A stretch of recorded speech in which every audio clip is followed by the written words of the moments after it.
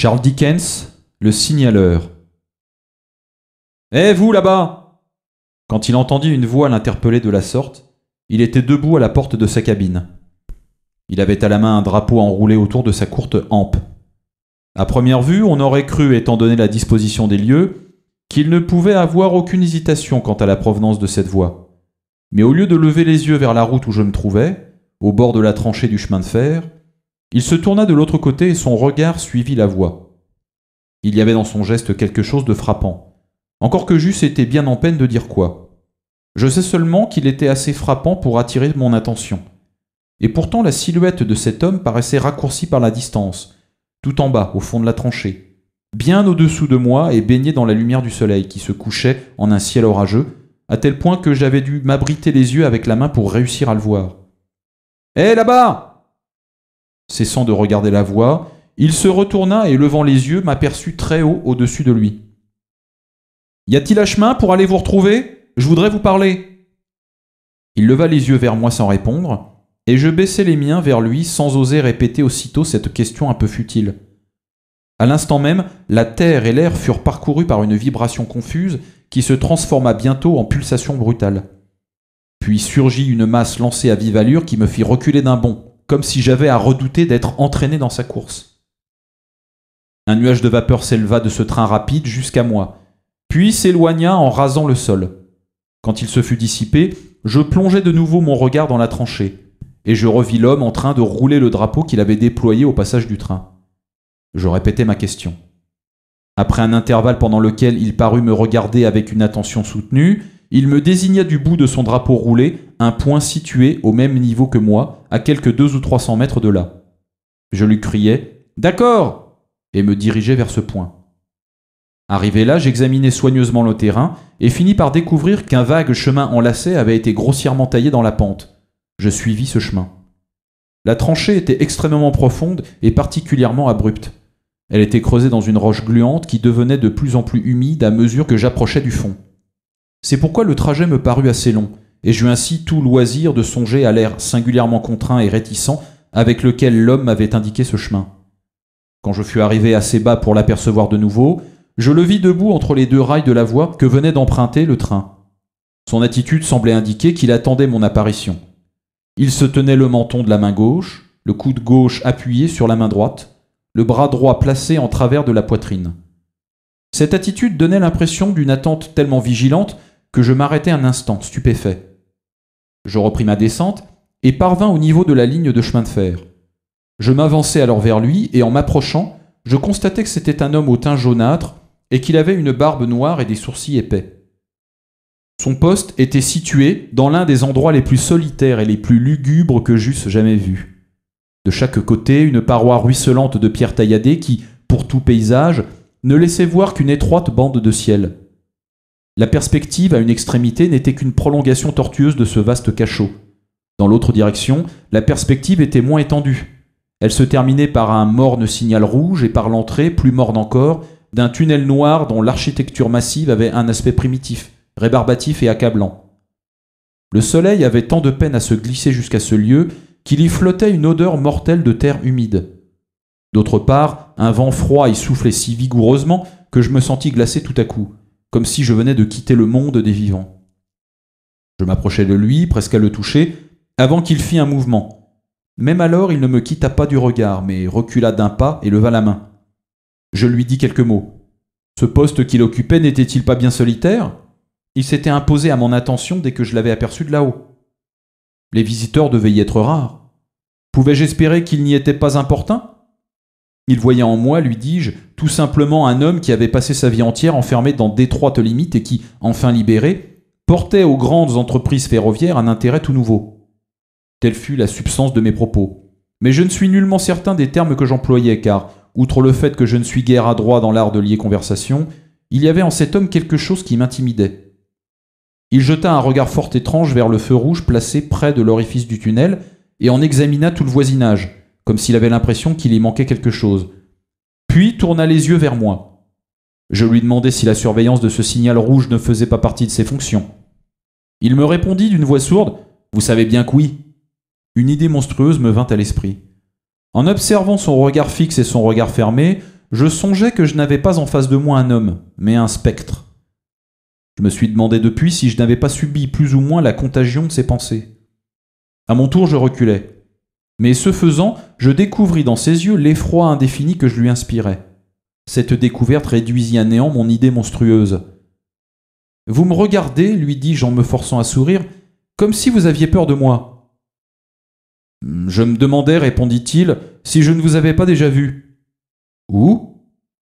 Il me montra du doigt le signal rouge vers lequel il s'était tourné. « Là ?» dis-je. Tout en me dévisageant avec une attention soutenue, il acquiesça en silence. « Mais mon pauvre ami, qu'aurais-je été faire en cet endroit ? En tout état de cause, je n'y ai jamais mis les pieds, vous pouvez en être certain. »« Je crois que oui, répliqua-t-il. Oui, je peux en être certain. » Il parut plus à son aise, et moi aussi. Il répondit à mes questions avec empressement, s'exprimant avec intelligence. Avait-il beaucoup à faire ? Oui. À vrai dire, il avait d'assez lourdes responsabilités, mais il lui fallait surtout de la ponctualité et de la vigilance. Comme travail proprement dit, comme travail manuel, il n'avait presque rien à faire. Actionner tel ou tel signal, moucher les lampes, pousser tel ou tel levier métallique de temps à autre, voilà en quoi consistaient ses besognes matérielles.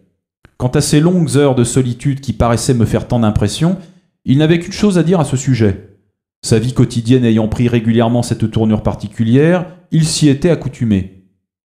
Il avait appris une langue étrangère en cet endroit, ou du moins il s'était exercé à la lire, et s'était formé une idée personnelle et approximative de sa prononciation.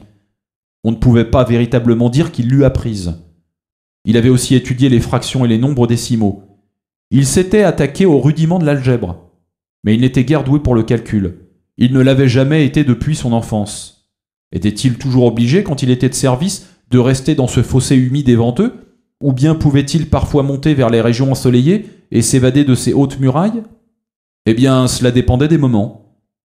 Il n'y avait pas toujours autant de circulation sur la ligne. Cela variait avec les heures et avec les circonstances. Par très beau temps, il décidait parfois de se promener au-dessus de la zone d'ombre. Mais comme il risquait à tout instant d'être rappelé par sa sonnerie électrique et devait redoubler d'attention pour l'entendre quand il s'éloignait, ces promenades lui procuraient moins de soulagement que je n'aurais pu le croire. Il me fit entrer dans sa cabine où se trouvait un poêle, un pupitre portant un registre officiel sur lequel il devait noter certains renseignements, une installation de télégraphe munie d'un cadran avec plusieurs aiguilles et la petite sonnerie dont il m'avait parlé. Je crus pouvoir me permettre de lui dire que j'avais remarqué sa bonne éducation. Une éducation, osais-je dire espérant qu'il ne s'en formaliserait pas, sans doute supérieure à son présent niveau social. Il me répondit que des exemples analogues d'inadaptation n'étaient pas rares en général dans les grands groupes sociaux. Il avait entendu dire que c'était le cas dans les asiles, dans la police et même dans l'armée, cette dernière ressource des ratés. Il savait pertinemment qu'il en était ainsi jusqu'à un certain point dans le personnel de toutes les grandes compagnies ferroviaires. Dans sa jeunesse, il avait étudié les sciences naturelles. Sans doute cela ne me paraîtrait guère croyable à le voir installé dans cette malheureuse cabane. Lui-même avait peine à le croire. Il avait suivi des cours, mais il avait mené une existence dissipée. Il avait laissé passer sa chance. Il avait descendu la pente et n'avait jamais pu la remonter. Il n'avait pas le droit de s'en plaindre. Ayant tiré son vin, il n'avait plus qu'à le boire. Il était beaucoup trop tard pour en tirer d'autres. Tous les renseignements que je viens de résumer m'avaient été donnés avec calme. Ses yeux noirs, qui avaient une expression sérieuse, se posaient alternativement sur le feu et sur ma personne. De temps à autre, il plaçait au milieu d'une phrase un monsieur respectueux, en particulier quand il me parlait de sa jeunesse. Comme s'il avait voulu me faire comprendre qu'il ne prétendait pas être supérieur à ses apparences. Il fut plusieurs fois interrompu par la petite sonnerie et dut alors déchiffrer des messages et y répondre. À un moment donné, il fut obligé de se tenir sur le pas de la porte pour agiter un drapeau au passage d'un train et faire au mécanicien une communication verbale. Dans l'accomplissement de ses fonctions, je remarquai qu'il était étonnamment précis et vigilant. Il s'interrompait au milieu d'un mot et restait silencieux jusqu'à la fin de sa besogne. Bref, j'eusse considéré cet homme comme l'un des plus sûrs et des plus aptes à remplir son emploi si je n'avais observé ce qui suit. À 2 reprises, tandis qu'il me parlait, je le vis s'interrompre, pâlir, se tourner vers la petite sonnerie qui n'avait pas retenti, ouvrir la porte de la cabine, qu'il tenait fermée pour ne pas laisser entrer l'humidité malsaine de l'extérieur, et diriger son regard vers le feu rouge placé à l'entrée du tunnel. Les 2 fois, quand il revint vers le poêle, il avait cet aspect mystérieux que j'avais remarqué sans pouvoir le définir, en le voyant de loin. En me levant pour prendre congé de lui, je lui dis J'ai l'impression que j'ai enfin trouvé en vous un homme content de son sort. » J'ai un peu honte d'avouer que j'avais dit cela pour l'amener à me faire des confidences. « Je crois que j'étais content de mon sort autrefois, » répondit-il, de la même voix sourde que j'avais entendue au début de notre entrevue. « Mais je suis bien troublé, monsieur, je suis bien troublé. » Je vis qu'il regrettait amèrement d'avoir prononcé ces mots. Mais il les avait prononcés cependant, et je les relevai aussitôt. « Et pourquoi êtes-vous troublé ? » « C'est bien difficile à expliquer, monsieur. C'est très difficile à dire. Si jamais vous revenez me voir, je m'efforcerai de vous en parler. Mais je suis absolument décidé à revenir vous voir. Dites-moi quand puis-je venir. » « Je m'en vais demain matin de bonne heure, mais je serai de service à partir de 10 heures du soir, monsieur. Je viendrai à 11 heures. » Il me remercia et sortit avec moi de la cabine. « Je vais vous éclairer avec ma lanterne, monsieur, me dit-il de sa voix étrangement sourde, jusqu'à ce que vous ayez retrouvé le sentier. Quand vous l'aurez trouvé, ne criez pas, et quand vous arriverez là-haut, ne criez pas non plus. » En entendant ces paroles, j'eus la sensation qu'il faisait tout à coup plus froid, mais je répondis simplement « D'accord. » « Et ne criez pas quand vous redescendrez demain soir. Laissez-moi vous poser encore une question. Pourquoi donc ce soir avez-vous crié « Et vous là-bas » ? Diable, n'en sais trop rien, lui dis-je. J'ai dû crier quelque chose de ce genre, en effet. Non, monsieur, pas quelque chose de ce genre. Exactement ces mots-là. Je les connais bien. Mettons que j'ai dit exactement ces mots-là. Je les ai dit sans aucun doute parce que je vous voyais là, en bas. Vous n'aviez pas d'autre raison ? Quelle autre raison aurais-je bien pu avoir ? Vous n'avez pas eu la sensation que ces mots vous étaient dictés par une influence surnaturelle ? Non. Il me souhaita le bonsoir et leva sa lanterne. Je partis en longeant les rails de la voie descendante, avec l'impression très désagréable qu'un train arrivait derrière moi, jusqu'au moment où je trouvai le sentier. Il était plus facile à monter qu'à descendre, et je rentrai sans encombre à mon auberge. Fidèle à ma promesse, je m'engageai dans le premier lacet du sentier le lendemain soir, à l'instant précis où les horloges sonnaient 11 heures dans le lointain. Il m'attendait au bas du chemin, sa lanterne à la main. « Je n'ai rien crié, lui dis-je quand je l'eus rejoint. Ai-je le droit de parler maintenant ? » « Je vous en prie, monsieur. »« Alors bonsoir. » Et je lui tendis la main. « Bonsoir, monsieur, me dit-il en me donnant la sienne. » Là-dessus, nous allâmes côte à côte jusqu'à sa cabine. Nous y entrâmes, il en fermait la porte, et nous nous assîmes auprès du feu. « Je suis maintenant résolu, monsieur, commença-t-il en se penchant vers moi dès que nous fûmes installés, en me parlant presque à voix basse, à ne pas vous laisser me demander une seconde fois la cause de mon trouble. Je vous ai pris hier soir pour quelqu'un d'autre, c'est là ce qui me trouble. Une confusion ? Non, cette autre personne. Qui est-ce ? Je n'en sais rien. Quelqu'un qui me ressemble ? Je l'ignore, je n'ai jamais vu son visage, qu'il cache toujours avec son bras gauche, tandis qu'il agite le bras droit. Il l'agite violemment, comme ceci. Je suivis des yeux son mouvement. C'était le mouvement d'un bras gesticulant avec une véhémence et une intensité extrême, comme pour dire « Pour l'amour du ciel, écartez-vous !» Un soir, au temps de la pleine lune, me dit notre homme, j'étais assis dans ce coin quand j'entendis une voix s'écrier « Hé, vous, là-bas !» Je me levai d'un bond, je regardai dehors, et je vis cette autre personne debout sous le signal rouge qui est près du tunnel. Son bras était agité du mouvement que je viens de vous montrer. Sa voix semblait rauque à force d'avoir crié, et elle hurlait « Attention, attention !» Puis de nouveau « Hé, vous, là-bas, attention !» Je ramassai ma lanterne, la tournant du côté du verre rouge, et m'élançai vers cette personne en criant « Mais que se passe-t-il ? Qu'est-il arrivé ? Où est le danger ?» La personne se tenait juste à l'entrée du tunnel obscur. En m'approchant, je m'étonnais qu'elle persistât à se cacher les yeux avec son bras.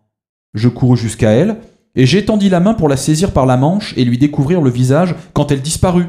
« Dans le tunnel ? demandai-je. Non, je poursuivis ma course et avançai de 500 mètres encore dans le tunnel. Je m'arrêtai alors et, élevant ma lanterne au-dessus de ma tête, je pus voir sur les parois les chiffres qui indiquent les distances. Je distinguais des taches d'humidité et des gouttes d'eau qui suintent et coulent de la voûte. Je ressortis en courant plus vite encore qu'à l'aller, car ce lieu m'inspirait une horreur insurmontable. Et j'examinais tous les alentours du signal rouge à l'aide de ma lanterne rouge portative. Je montai par l'échelle de fer à la galerie qu'il surplombe. Puis je redescendis et revins ici en courant toujours. J'envoyai un message télégraphique aux 2 postes les plus voisins. J'ai été alerté, y a-t-il quelque chose d'anormal ? Des 2 côtés on me répondit, tout va bien. Ce récit me donna l'impression qu'un doigt de glace me parcourait l'échine. Je luttais contre cette sensation et m'efforçais de lui démontrer que l'apparition était l'effet d'une illusion d'optique. Je lui déclarai que de telles apparitions, provoquées par une affection des nerfs délicats qui assurent le fonctionnement de l'œil, troublait fréquemment certains malades, que c'était là un fait bien connu et que plusieurs de ces malades avaient fini par comprendre la nature de leur mal et avaient même pu l'établir en se livrant à des expériences sur leur propre personne. Quant aux cris imaginaires, ajoutai-je, écoutez ne fût-ce qu'un instant le bruit du vent dans cette vallée artificielle tandis que nous causons à mi-voix. Les airs étranges qu'il fait jouer au fil télégraphique comme aux cordes d'une harpe. Nous prêtâmes l'oreille en silence pendant quelques instants. Puis il répliqua que j'avais beau dire qu'il savait fort bien à quoi s'en tenir sur le vent et les fils télégraphiques, lui qui passait souvent toute la nuit dans cet endroit, en plein hiver, seul et sans dormir. Et il se permit de me faire remarquer qu'il n'avait pas fini son récit. Je m'excusai de l'avoir interrompu. Il me mit alors la main sur le bras et ajouta ces mots d'une voix lente. Moins de 6 heures après l'apparition, un mémorable accident eut lieu sur la ligne. Et moins de 4 heures plus tard, on apporta par le tunnel les corps des blessés et des morts. Et ils durent franchir l'endroit précis où j'avais vu cet homme. Un pénible frisson me parcourut le corps. Je me ressaisis de mon mieux. On ne peut nier, dis-je alors, qu'il y ait là une coïncidence remarquable et de nature à vous laisser une impression profonde. Mais il est également incontestable que des coïncidences tout aussi remarquables surviennent couramment. Et il importe de s'en souvenir quand on examine un cas de ce genre. Bien entendu, je reconnais volontiers, ajoutai-je, croyant prévenir l'objection qu'il semblait prêt à m'opposer, que les gens les plus sensés ne tiennent guère compte de ces coïncidences dans leurs prévisions pour la vie courante. De rechef, il se permit de me faire remarquer qu'il n'avait pas fini son récit. De rechef, je lui demandai pardon de m'être laissé aller à l'interrompre. Ces événements, dit-il, en me mettant de nouveau la main sur le bras, et après avoir jeté derrière lui un regard de ses yeux caves, se passaient il y a tout juste 1 an. 6 ou 7 mois s'écoulèrent, et j'étais remis de mon émotion et de ma surprise quand un matin, au point du jour, me trouvant devant cette porte, je dirigeai mon regard vers le feu et revis le spectre. Il se tut et me regarda fixement. Est-ce qu'il criait ? Non, il resta silencieux. Agita-t-il le bras ? Non, il était appuyé contre le support du signal, et il se cachait le visage avec les 2 mains, comme ceci. Pour la seconde fois, je suivis des yeux sa pantomime. C'était une pantomime funèbre. J'ai vu des tombeaux ornés de statues auxquelles le sculpteur avait donné la même attitude. Êtes-vous allé vers lui ?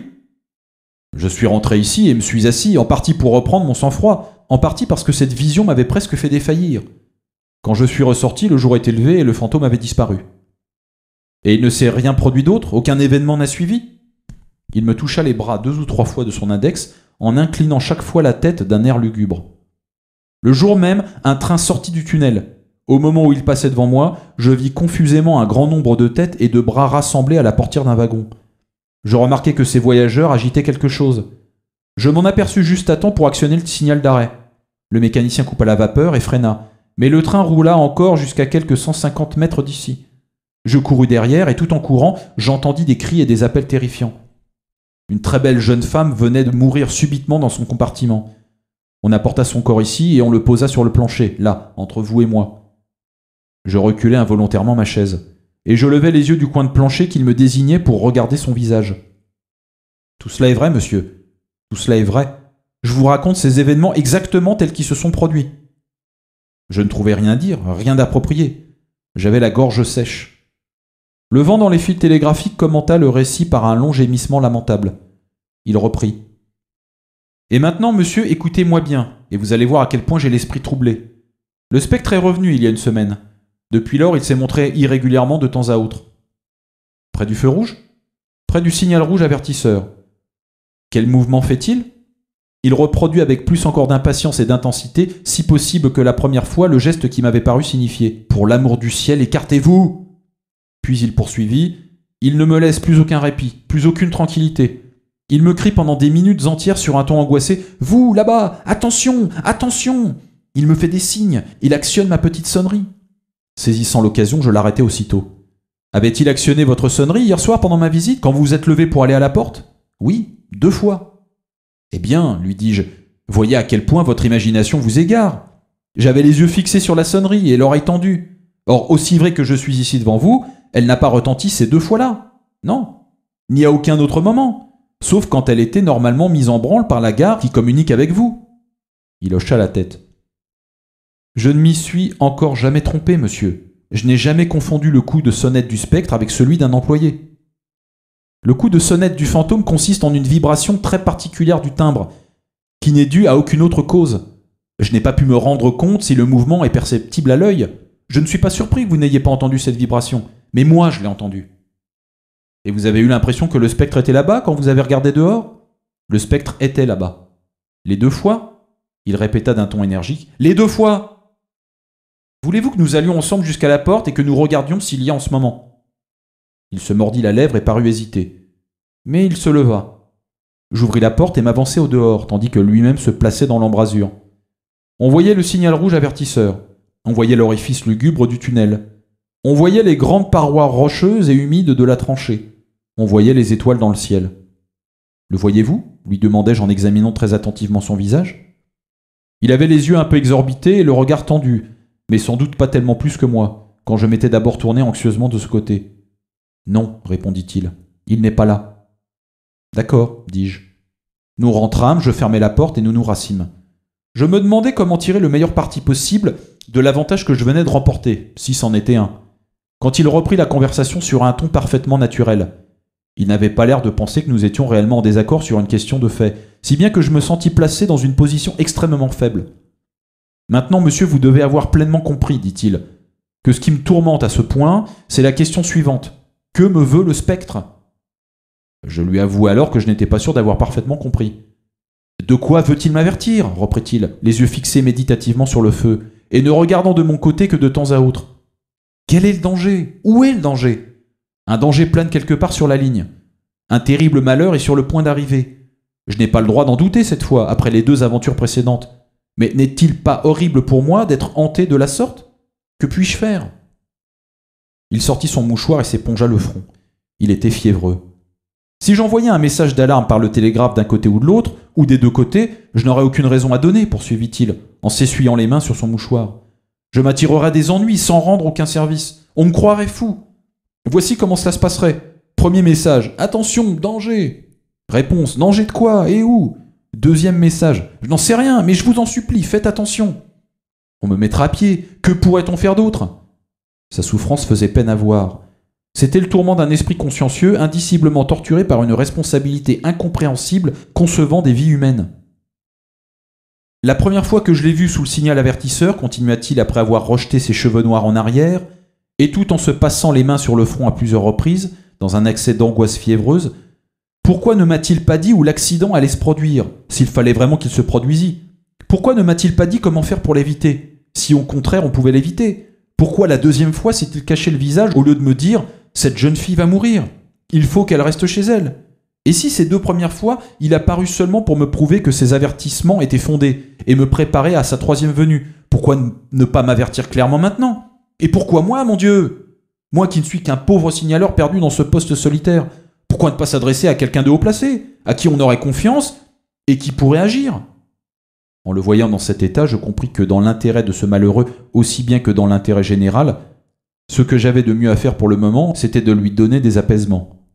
C'est pourquoi, laissant entièrement de côté notre différend relatif à la réalité ou à l'irréalité de ses visions, je lui représentais que quiconque faisait consciencieusement son devoir était dans le droit chemin, et qu'il devait se sentir soutenu par le fait qu'il voyait clair au moins dans son devoir, sinon dans ses apparitions déconcertantes.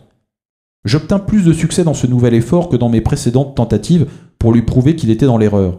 Il se calma. Ses préoccupations professionnelles exigeaient de lui une attention de plus en plus soutenue à mesure que la nuit s'écoulait, et je le quittai à 2 heures du matin. Je lui avais offert de rester avec lui toute la nuit, mais il n'avait pas voulu en entendre parler. Pourquoi ne pas avouer que je regardais plusieurs fois le feu rouge en montant par le sentier, que je ne le trouvais guère à mon goût et que j'eusse bien mal dormi si mon lit avait été placé dessous? Je n'aimais pas beaucoup non plus l'histoire de l'accident, ni celle de la mort de la jeune fille. Pourquoi ne pas avouer cela aussi? Mais ce qui me préoccupait le plus, c'était l'attitude que je devais prendre en qualité de dépositaire de ses confidences. Assurément, l'homme était intelligent, vibrant, appliqué et ponctuel. Mais pour combien de temps serait-il ainsi, compte tenu de son état d'esprit actuel? Bien qu'il eût une fonction subalterne, il portait cependant de grosses responsabilités. Me serais-je personnellement senti disposé à risquer ma vie entre ses mains, dans un cas où ma sécurité aurait tenu à l'exécution précise par lui d'une besogne quelconque? Je ne pouvais me défaire de l'idée qu'il y aurait eu quelque perfidie de ma part à communiquer à ses supérieurs ce qu'il m'avait dit, sans m'être d'abord ouvert à lui de ce projet et de lui avoir proposé une sorte de compromis. Je décidai finalement de lui offrir d'aller avec lui chez le meilleur médecin que nous pourrions trouver dans la région et de lui demander son avis. Momentanément, je ne livrerai son secret à personne d'autre. Ses heures de service devaient changer, m'avait-il dit, le lendemain soir. Il devait quitter le travail à 1 heure ou 2 après le lever du soleil et le reprendre à la tombée de la nuit. Je lui avais annoncé que je reviendrais à ce moment-là. Le lendemain soir, il faisait un temps délicieux et je sortis de bonne heure pour en profiter. Le soleil n'avait pas encore complètement disparu quand je traversais un chemin de terre tout proche de la grande tranchée. Je me dis que j'allais poursuivre ma promenade pendant une demi-heure encore. Il me faudrait une demi-heure pour revenir, ce qui ferait 1 heure en tout, et il serait temps alors de descendre jusqu'à la cabine de mon signaleur. Avant de continuer ma route, je m'avançai au bord de la tranchée et je jetai un regard machinal vers le fond, me trouvant au même endroit que le jour où je l'avais aperçu pour la première fois. Je ne saurais décrire le frémissement qui me saisit quand je vis à l'entrée du tunnel une apparition à forme humaine qui avait le bras gauche devant les yeux et qui agitait le bras droit avec véhémence. L'indicible horreur qui s'était emparée de moi fut de courte durée, car je me rendis compte au bout d'un instant que cette apparition à forme humaine était bel et bien un homme, et qu'il y avait un petit groupe d'autres hommes à quelques pas de lui. J'eus l'impression qu'il répétait son geste pour le montrer à ces derniers. Le signal rouge avertisseur n'était pas encore allumé. Au-dessous, on avait dressé une sorte de petite tente très basse, à l'aide de quelques piquets et d'une bâche. Cette tente ne paraissait guère plus grande qu'un lit, et c'était la première fois que je la voyais en cet endroit.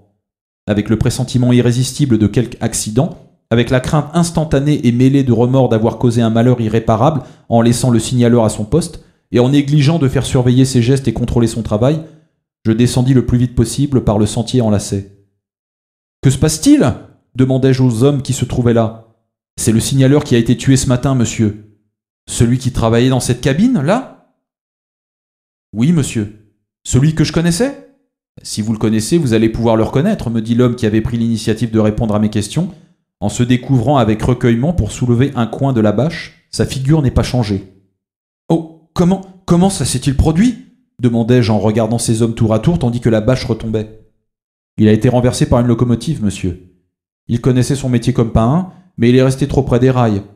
Ça s'est passé juste au lever du jour. Il venait d'éteindre le signal et il avait la lampe à la main. Quand la machine est sortie du tunnel, il lui tournait le dos et il a été projeté en avant. C'est ce gars-là qui conduisait la loco, et justement, il nous faisait voir comment ça s'était passé. Fais donc voir à monsieur, Tom. » L'homme auquel il s'adressait était très simplement habillé d'un vêtement foncé. Il alla de nouveau se placer à l'entrée du tunnel et dit « J'avais passé le dernier tournant du tunnel, monsieur, quand je l'ai aperçu à l'autre bout. Comme si je le voyais au bout d'une lorgnette. Je n'avais pas le temps de ralentir et je savais qu'il était très prudent. Mais comme il n'avait pas l'air de faire attention au sifflet, je l'ai arrêté au moment où on arrivait sur lui et j'ai crié de toutes mes forces. Qu'avez-vous crié ? Je disais « Hé, vous là-bas, attention, attention, pour l'amour du ciel, écartez-vous !» Je sursautais. « Ah, j'ai passé un sale moment, monsieur. Je n'ai pas arrêté de crier. J'ai mis mon bras gauche devant mes yeux pour ne rien voir et jusqu'à la fin j'ai agité l'autre bras, mais ça n'a servi à rien. » Je ne voudrais pas prolonger ce récit en insistant particulièrement sur l'une quelconque des circonstances étranges qu'il contient, mais pour conclure, je tiens à souligner une coïncidence.